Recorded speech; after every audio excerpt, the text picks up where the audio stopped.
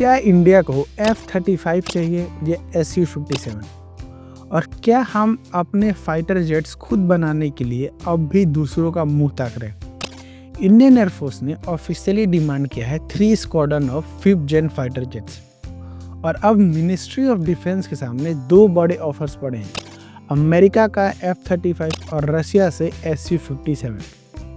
But ये सिर्फ एक एयरक्राफ्ट डील नहीं है, ये भारत के डिफेंस फ्यूचर की डायरेक्शन डिसाइड करेगा। इंडिया ने कब से 5th जेन फाइटर जेट्स का सपना देखना स्टार्ट किया है? 2010 से, जब रशिया के साथ FGFA यानी कि 5th gen fighter aircraft programme शुरू हुआ था, पर उसमें हाइकअप्स हैं, tax sharing issues, stealth performance doubt और डील रद्द हो गई। तब से इंडियन एयरफोर्स ने वेट किया है एमका के लिए भी और किसी सॉलिड फॉरेन ऑफर के लिए भी। अब फाइनली इंडियन एयरफोर्स ने रिक्वेस्ट भेजी है 3 squadron of 5th gen fighter jets. Ministry of defence के पास 2 ऑफर है। रशिया का ऑफर जिसमें Su-57E जो एक फुल स्टेल्थ फाइटर है with full technology transfer, source code तक मिलेगा HAL के नासिक प्लांट में बनने की बात। फिर दूसरा है Su-35M, एक stop gap 4th fighter jet जो Su-30MKI से 80% मैच करता है। 2-3 साल में डिलीवरी पॉसिबल है।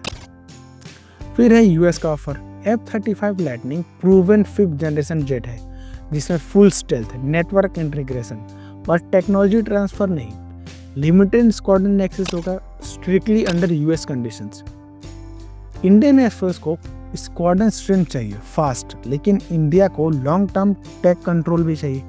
F-35 मिलेगा पर बिना टेक ट्रांसफर के, Su-57 मिलेगा पर क्वेश्चन है क्या वो एक्चुअल कॉम्बैट रेडी है। और एमका वो अभी टेस्ट फेज में भी नहीं आया, पहला फ्लाइट 2028 तक एक्सपेक्टेड है, सर्विस में आएगा 2035 तक। तो सवाल ये है अभी के लिए क्या चुने और फ्यूचर के लिए क्या छोड़े। रशिया ने जो Su-57 ऑफर किया है उसके साथ एडवांस इंजन टेक भी दे रहा है और असेंबली इंडिया में होने का प्रॉमिस। इंडिया को फुल कंट्रोल मिल सकता है ओवर प्रोडक्शन एंड अपग्रेड्स।